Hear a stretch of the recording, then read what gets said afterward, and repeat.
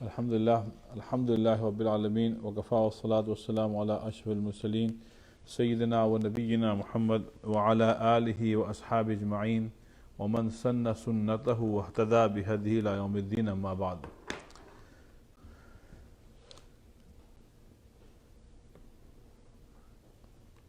So my dear brothers and sisters, I hope all of you are doing well.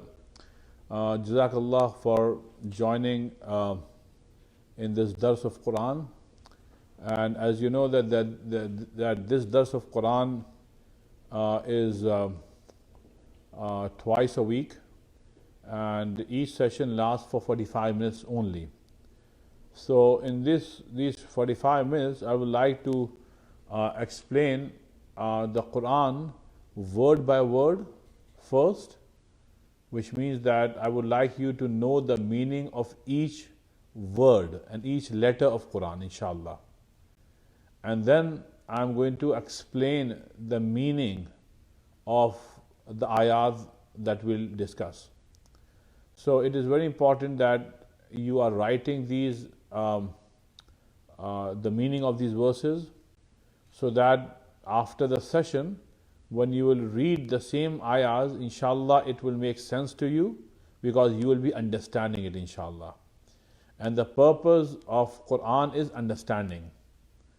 So first understand, then follow, then act upon it. So last week we stopped the dars of Quran on ayah number 23 and 24.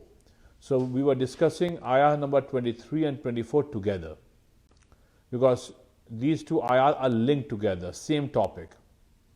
So I'm going to resume from the same verses. So أعوذ بالله من الشيطان الرجيم بسم الله الرحمن الرحيم وإن كنتم في ريب مما نزلنا على عبدنا فأتوا بسورة من مثله وادعوا شهداءكم من دون الله إن كنتم صادقين. So Allah subhanahu wa ta'ala is saying وَإِن. Waw means and. In means if.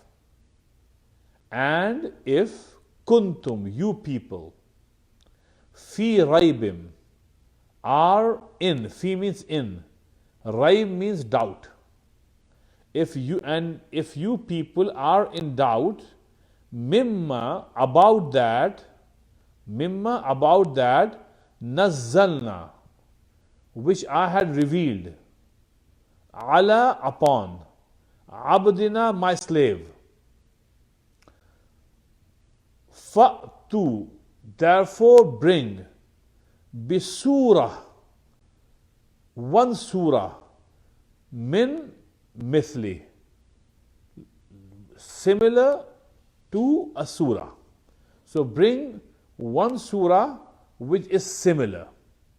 Min mithli, similar.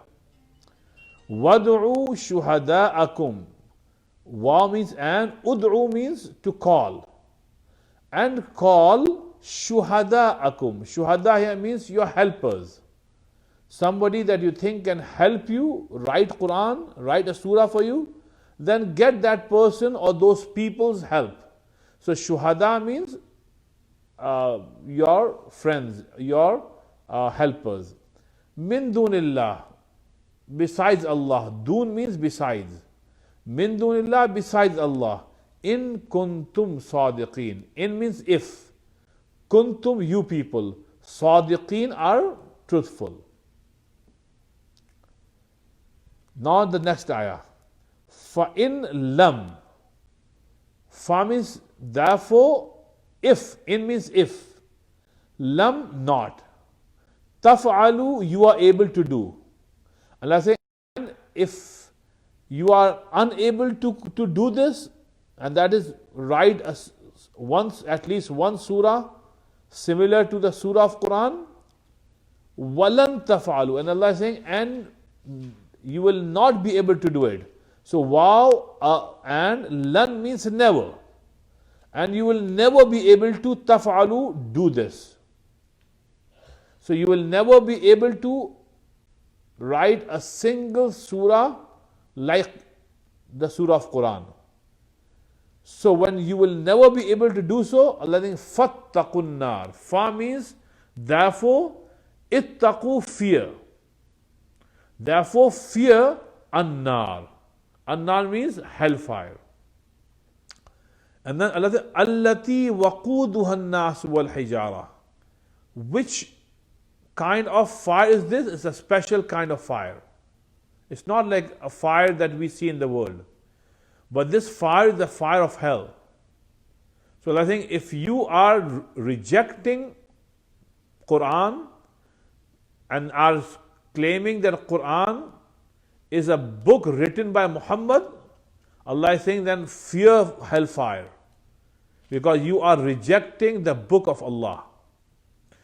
And Allah said this fire is special because the fuel of this fire is of human beings and hijara and stones. U'iddat lil kafirin. U'iddat means it had been prepared. Lil kafirin, for those people who reject Allah, reject Islam. Now, my dear brothers and sisters, this was the literal meaning of these two ayahs. So, as you can see, that these two ayahs are talking about the prophethood of our Rasul sallallahu alaihi wasallam. Because the biggest miracle of our Rasul sallallahu alaihi wasallam is this Quran. It's a miracle. The biggest, most powerful miracle, mu'jiza, that shows that our Rasul sallallahu alaihi wasallam was the Rasul of Allah. There are many proofs to prove that, right? But among all those proofs, the heaviest and the biggest proof is this Quran.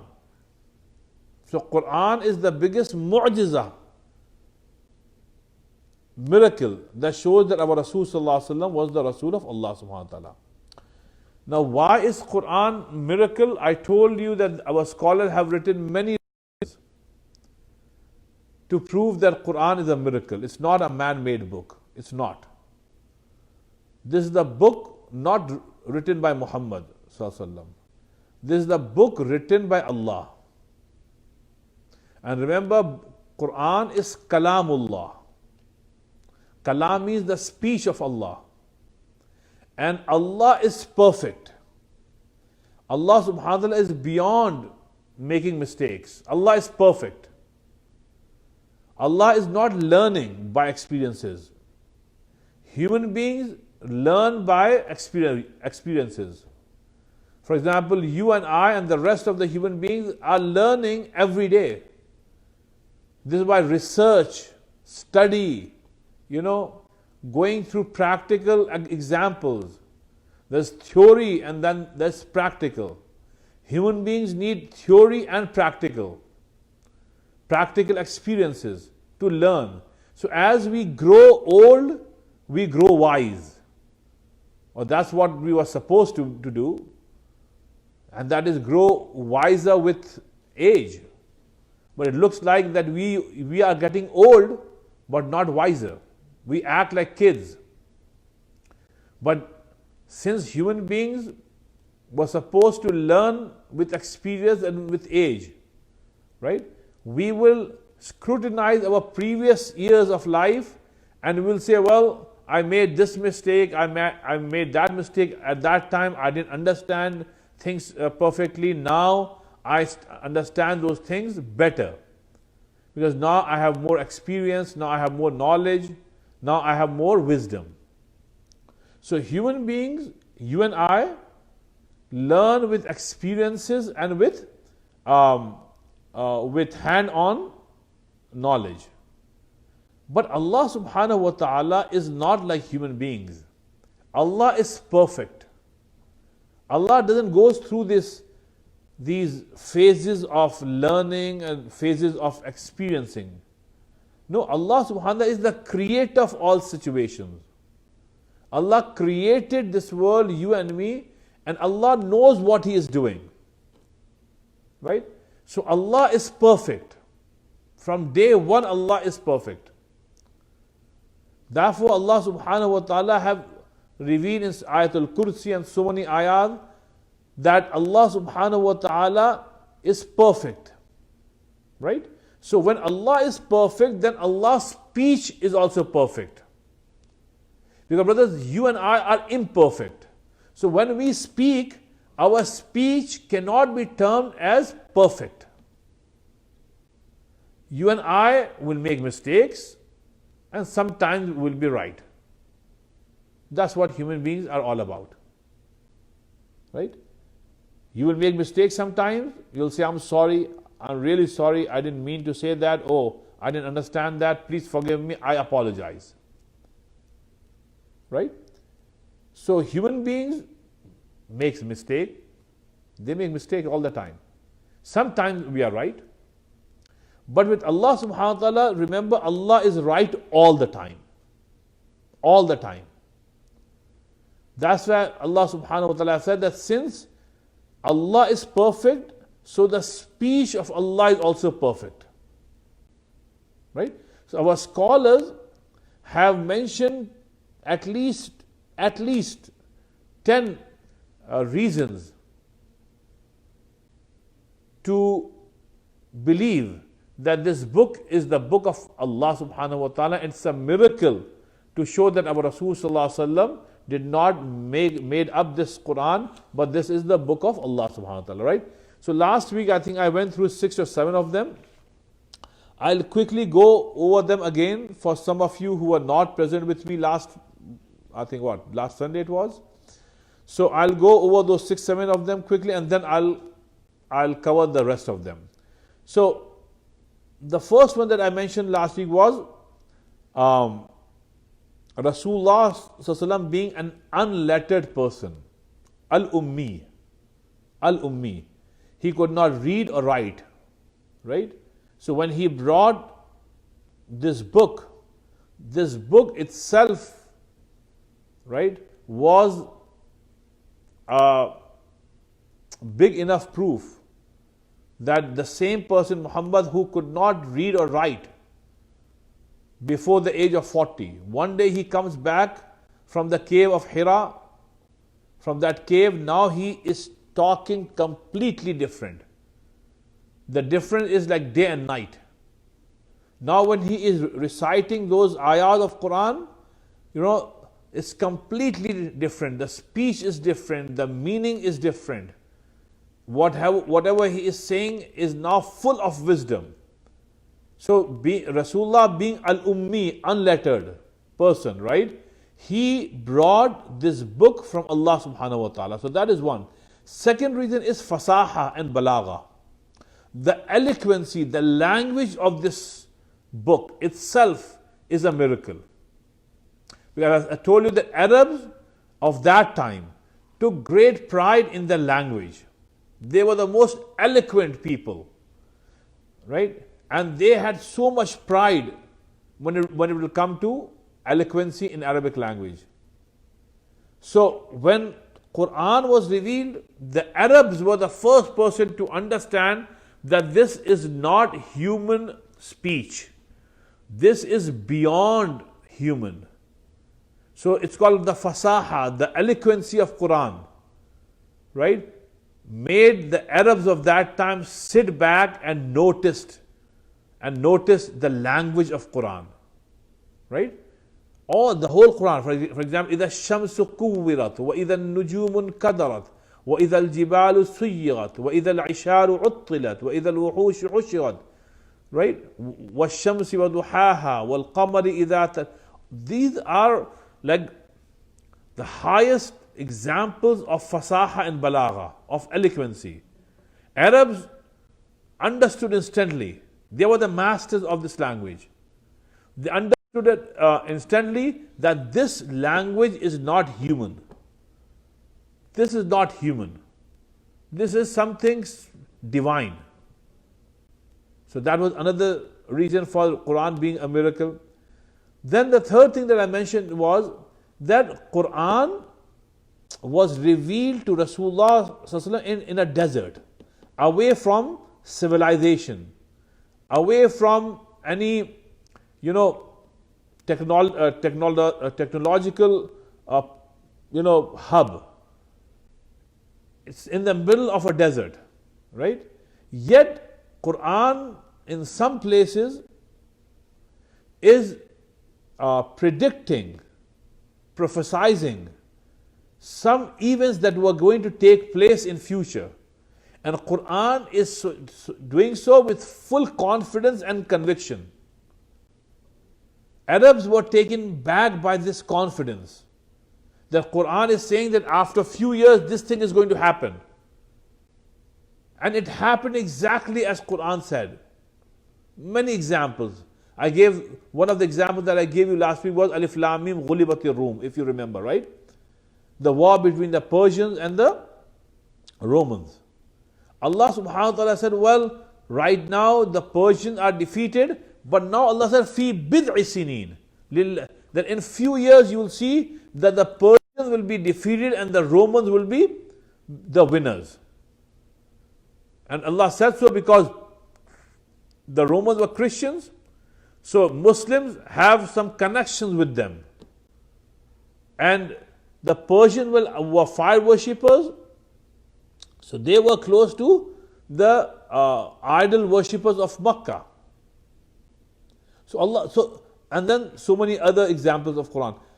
So these prophecies that Allah subhanahu wa ta'ala made in the Quran, each one of them came true. Each one of them. The fourth thing is that remember, our Rasul sallallahu alaihi wasallam was al-ummi, unlettered. He did not travel anywhere. He did not go to any school there because school did not exist at that time. He had no teacher. Nobody taught him nothing. Sallallahu alaihi wasallam. Yet, Quran is full of true, stories of previous nations. Right? Whether it's Ad or Thamud or Madian or Lut or Ibrahim or Yusuf or Adam alayhi salam, you just read Quran and you'll find that there are historical facts. There are stories of prophets that came before. And each story, each fact, it is precisely true and correct. Question is, if Muhammad sallallahu alaihi wasallam never traveled and when nobody taught him, how did he get all these facts right? How did he learn about these people who lived sometimes thousands of years ago?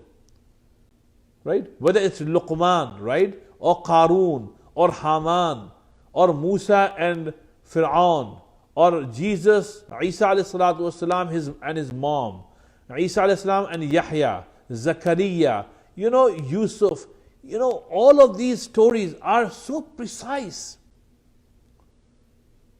So that attracted the attention of people at that time. Then number fifth thing that I told you last week was, in many ayat, Allah subhanahu wa ta'ala had exposed the hidden thoughts and feelings of people who were at the time of Rasulullah sallallahu alaihi wasallam. And if you remember, I gave you one or two examples. I will skip those examples right now. So those hidden secrets that were hidden in the hearts of people, Allah revealed some ayahs, right, that exposed those secrets and those feelings. And then number 6 is that in some ayat Allah subhanahu wa ta'ala mentioned that certain people will never be able to do this. Certain people will never be able to do this. Now, Allah subhanahu wa ta'ala said, you will see they never will do so. Now, those people regarding whom Allah subhanahu wa ta'ala is talking about, those people are reading those ayat, they are listening to ayat, they know that Allah subhanahu wa ta'ala is talking about them in Quran. Yet, they did not do what Allah subhanahu wa ta'ala told them, that no matter how hard they try, they will not be able to do so. What was stopping them? Although they were rejecting Quran, but at the same time, these people were contradicting themselves. Right? So that is another proof. Now, number 7. Now, I'll mention 7, 8, 9 and 10 inshallah, right? I'll go in some detail, right? Because these 4 points are very important for you and me to learn and to understand. That is, one of the great miracle of Quran, my dear brothers and sisters, is the effect that it gives to the listeners and the readers. The beautiful, peaceful, the soothing feeling, the spiritual feeling that Quran gives to its listeners and readers. You have to experience it. And alhamdulillah, most of you or all of you listening to me right now are Muslims. If some of you are not Muslims there, you belong to some other faith, my dear brothers and sisters, I will invite you to listen to Quran. Although you will not understand the meaning of Quran because it's in Arabic language right now, you will have a very deep spiritual feeling in your heart. A kind of feeling that you cannot gain, you cannot experience listening to anything else in the world. Right? I mean, you listen to music, you listen to all kind of classical music, modern music, all of these things. You listen to wonderful speakers making good speeches. You listen to different things in the world, right? But when you listen to Quran, Quran leaves you with a certain sweet feeling that no other speech, no other sound, no other, song will leave you with. It is only Quran. This is why listening to Quran just gives you a soothing feeling. Right? This itself, just this one point, is good enough for you and me to believe that this is the book of Allah. This is the book of Allah. Tilawat of Quran, recitation of Quran has a magical effect in the hearts and minds of people. Reason is, this is the book of Allah. So when Allah is speaking, when Allah who created my heart and my body and my mind is speaking, my heart and my brain and my body is attracted to the speech of my God. This is why tilawat of Quran is the medicine of all kind of anxieties and depressions. And if you are worried, you are feeling down, open Quran, start reading, listen to the recitation of Quran, and you will find that all your worries are gone. You will feel like you are in a different spiritual world. This is another reason to believe that this book is the book of Allah subhanahu wa ta'ala. Number 8. That's also amazing. Point number 8, my dear brother and sister, is that you never get bored. You never get bored of reading the same verses and ayat of Quran again and again and again. You never get bored. Why is it that we never get bored? For example, Surah Al Fatiha, right? How many times do we read Surah Al Fatiha every day? And for how long you and I have been reciting Surah Al Fatiha? Same surah, only 7 ayahs. That's it. And since our childhood, since maybe we were 2 or 3 years old, we were taught Surah Al Fatiha. And how long we have been reciting it. But we never get bored. We get a certain kind of sweetness each time we recite Surah Al Fatiha. Right? We never get bored. I mean, you listen to a song, you listen to a man-made speech, right? You will get tired. You see, there are wonderful speeches made by wonderful orators. In America, you know that speech that Dr. King made, I have a dream, right? Beautiful speech, right? So many other speakers, political speakers and social speakers make wonderful speeches, but you will listen to them one time, two times, few times, and then you will seem to get bored, right? You want to move on. But with Quran, the same ayat of Quran we are reciting day in, day out. None of us, no reader of Quran seems to get bored.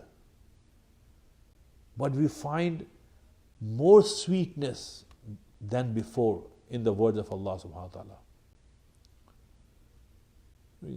I mean, this is something that you should think about, because you need to understand that this is the book of Allah, and you know, وَلَا يَؤُودُهُ حِفْظُهُمَا, just like Allah does not get bored, right? Allah said, كُلَّ يَوْمٍ هُوَ فِي شَأْنٍ. Allah is the same every day. So the sweetness, the halawa, the spirituality that Allah had put in His words, no matter how many times you will read, you will not get bored. In fact, the more you read, the more you feel that you have gained more wisdom, more reward, more spirituality than before. This is another miracle of Quran.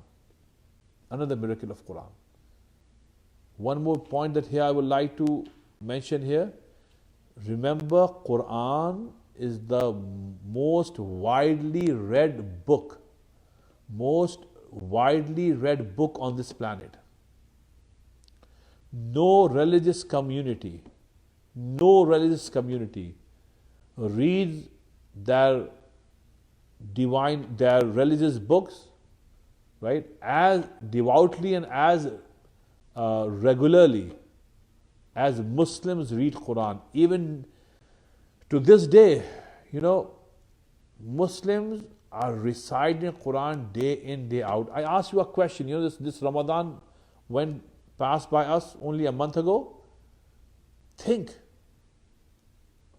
every night in Surah Al Taraweeh, for example, millions and millions and millions of jamaats were taking place in the houses of people. What were they reciting? The same Quran, from Alif Lam Mim Zalikal Kitab till Qul A'udhu Birabbin Nas. Nobody was getting bored. In fact, we wanted to read more and more and more, and then you will get up for tahajjud. I mean, the same Quran that you recited in Surah Al-Taraweeh, after a few hours you will get up again and open the same Quran, and now you are feeling that you are spiritually more elevated. Brothers and sisters, who or which book will give you this, you know, this feeling? Only the book of Allah subhanahu wa ta'ala. Only the book of Allah subhanahu wa ta'ala. So this point by itself, right, is a proof that this is the book of Allah subhanahu wa ta'ala. This is the book of Allah subhanahu wa ta'ala. Now, moving on, number 9, right? Point number 9 here is that Quran is being preserved. Quran is being preserved in its original form till today. And our Rasul sallallahu alaihi wasallam told us that Allah has taken the guarantee of preserving this book till the day of judgment. So, brothers and sisters, 1400 years have passed by since this Quran was revealed. Many enemies came and they died. Many evil people came and they wanted to hurt the sentiments of Muslims by saying that Quran needs to be revised. Quran needs some, second thoughts should be given to Quran. Right? After 9/11, which was a very unfortunate incident, right? It hurt every human being, right? But many people were blaming Quran for this. And they were saying that Quranic teaching should be amended. Certain verses of Quran should be deleted. Certain teaching should be added in Quran. People were worried. But our teachers were saying, no, don't be worried. We are not the one who are preserving Quran. Human beings are not preserving Quran. So why should we be worried of? Allah has taken this responsibility. Inna nahnu nazzalna dhikr wa inna lahu lahafizun. I am taking the guarantee, not you people. I'm not asking you people to preserve Quran. I am going to preserve Quran. So when Allah had taken that guarantee, then you and I should not be worried about Quran. So for 1400 years, so many ups and downs had come, but Quran is still there. The same Quran. Iqra' bismi rabbika alladhi khalaq, the same Quran is there. Nobody was able to even delete a single letter from Quran or add a single letter to Quran. Right? So, the preservation of Quran itself is a miracle. Right? If, let's say, some evil people come and they've burned every copy of Quran, all of them, but still Quran will be preserved. Why? Millions of people have memorized Quran. They will rewrite Quran because it's preserved in their heart. Right? So the preservation of Quran is another miracle to show that this book is the book of Allah subhanahu wa ta'ala. Right? And the last one is the 10th one. Quran has 6,236 ayahs. 6,236 ayahs, that's about it. In 6,000 some ayahs, Allah subhanahu wa ta'ala have put all kind of knowledge. Brothers and sisters, Quran is a university in itself. It is something beyond a university. In the Quran, there is all kind of sciences, all kind of knowledge. How to live individually as a successful human being, Quran teaches us. How to live as a good husband, Quran teaches us. As a good wife, as good children, as a good worker, as a good employee, as a good employer, how to treat old people, young people, how to run a government, how to work for the government, how to manage your finances, how to manage the finances of a country, how to be a good governor of your town, how to be a good sheriff. You just name it. Quran has all kind of knowledge. Then after that, Quran teaches us about the space science, our bodies, right? The plants, you just name it, everything is there. My dear brothers and sisters, it was not possible for a human being to condense all kind of knowledge in these few ayahs. Yet at the same time, Quran is encouraging people to take the life after death more seriously than the life of this world. Right? So on one hand, Quran is encouraging people to prepare for the life hereafter, saying that when the da'ul akhirata lahi al hayawan, law kanu ya'lamun. That yes, the real life is the life after death. So prepare for that. But at the same time, Quran said, وَلَا تَنْسَ نَصِيبَكَ مِنَ الدُّنْيَا. Allah said, at the same time, don't forget to take your share from this world. Don't forget to take your share from this world. The balance that Quran is teaching us. So when we read Quran, we find that in few ayahs of Quran, Allah have kind of summarized, had condensed so much knowledge in it. And our Rasul Sallallahu Alaihi Wasallam did not go to any school. He did not know any of these things. He did not know any of these things.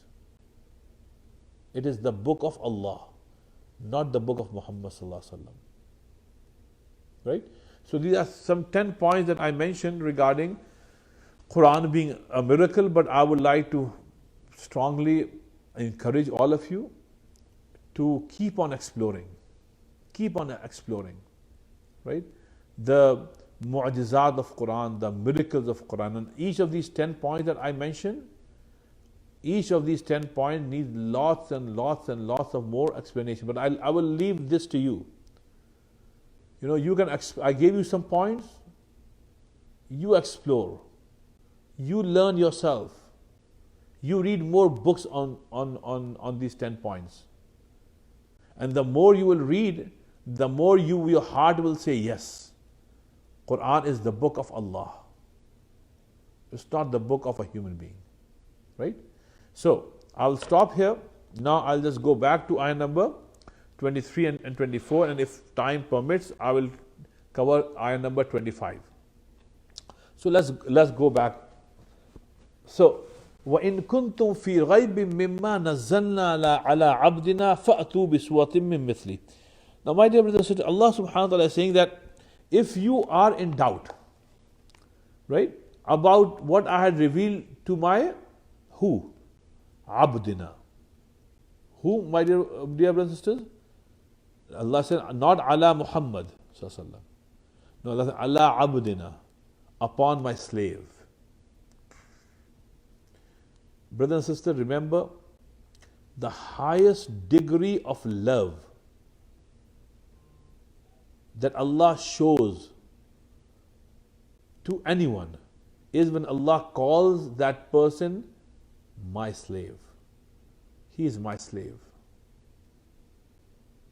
So when Allah subhanahu wa ta'ala talks about Rasul sallallahu alaihi wasallam, Allah out of extreme love says, oh, I reveal this Quran to my slave, Muhammad sallallahu alaihi wasallam.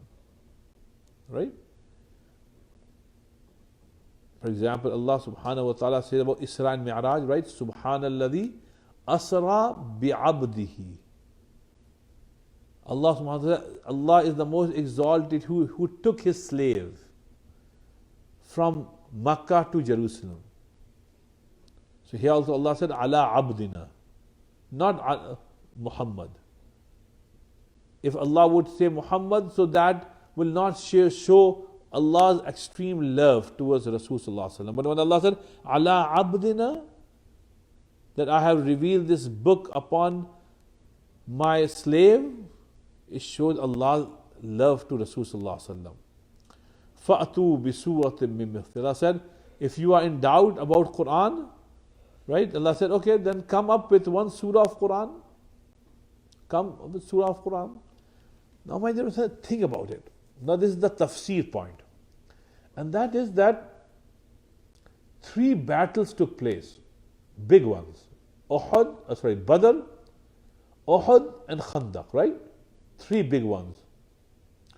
These non-believers took so much pain, and they would travel from Makkah in hundreds and then thousands to come and attack the peaceful city of Medina where our Rasul sallallahu alaihi wasallam was living. But why didn't they try to come up with one surah of Quran to prove that Rasulullah is wrong, to prove that Quran is wrong. Think about it. I mean, to wage 3 wars and then lose all of them, and to prepare for these 3 wars, it took so much time, stamina, planning, finances, skills, right? Then traveling 400 miles from Makkah to Medina, not a child's play. To do what? To crush Islam.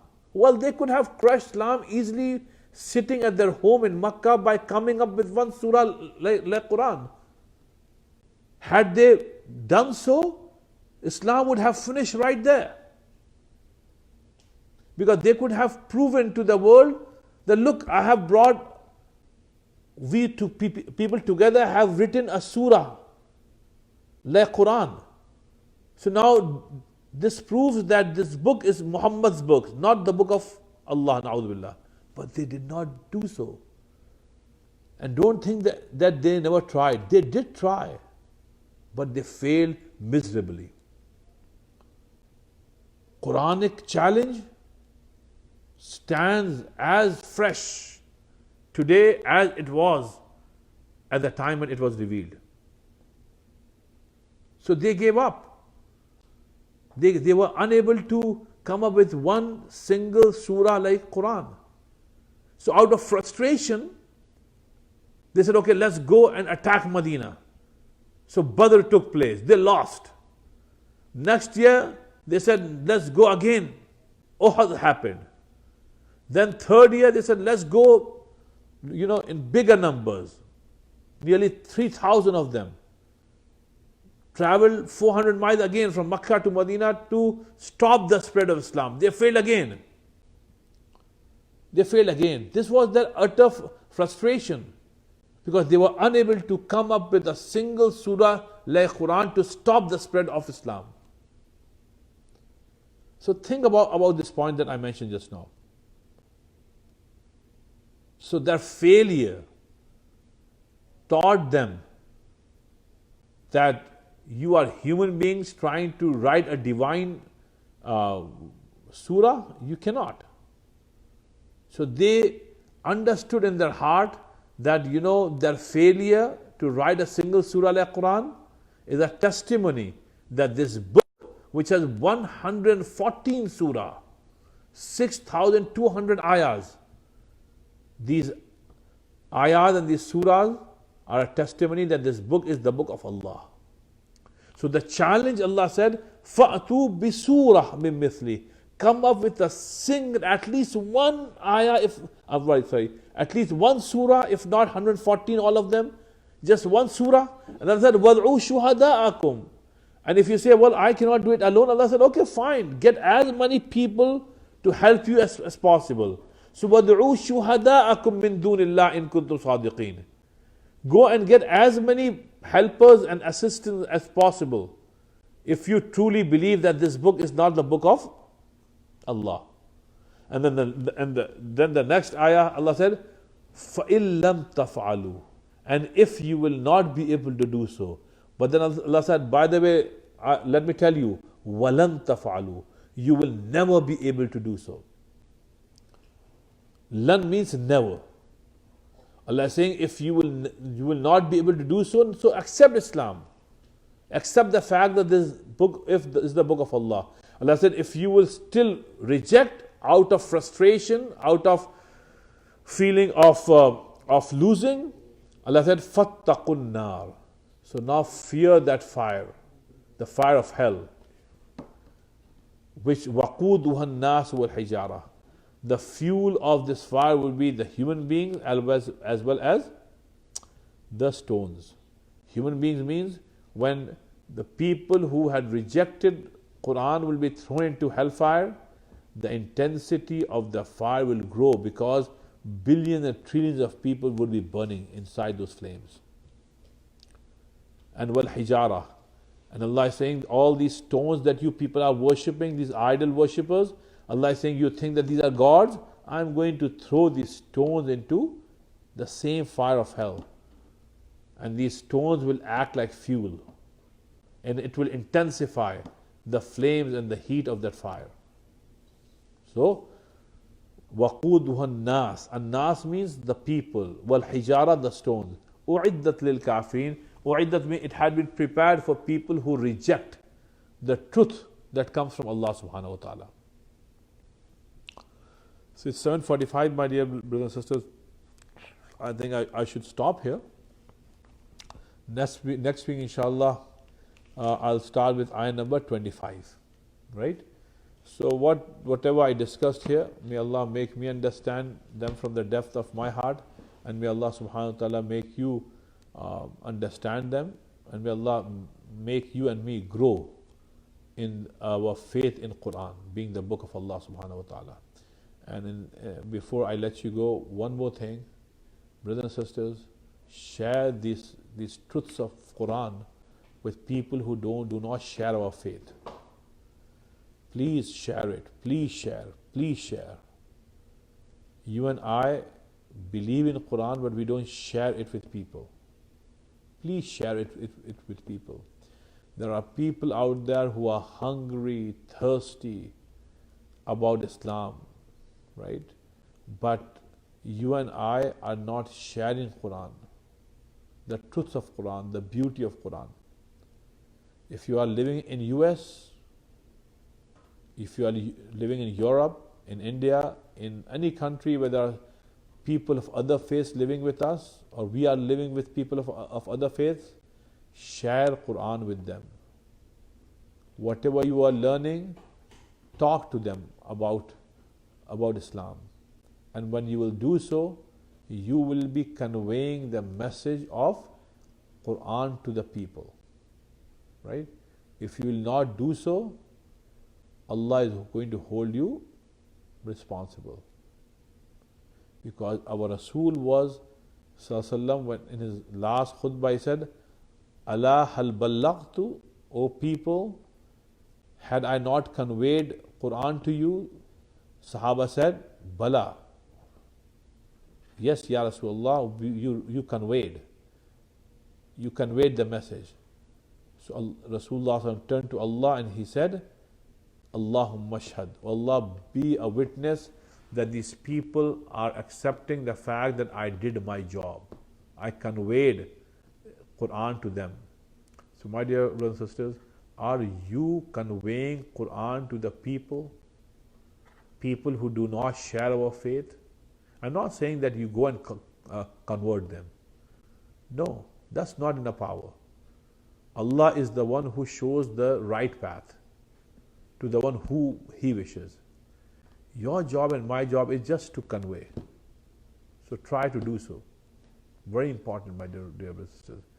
So may Allah subhanahu wa ta'ala help you understand. I'll see you tomorrow. Tomorrow is Jummah, at the Jummah khutbah, inshallah. And then on Saturday morning and then Sunday. So we'll be together for 3 more days, Friday, Saturday and Sunday. So I'll see you tomorrow. Make dua for me, I'll make dua for you, inshallah. Assalamu alaikum wa rahmatullahi wa barakatuh.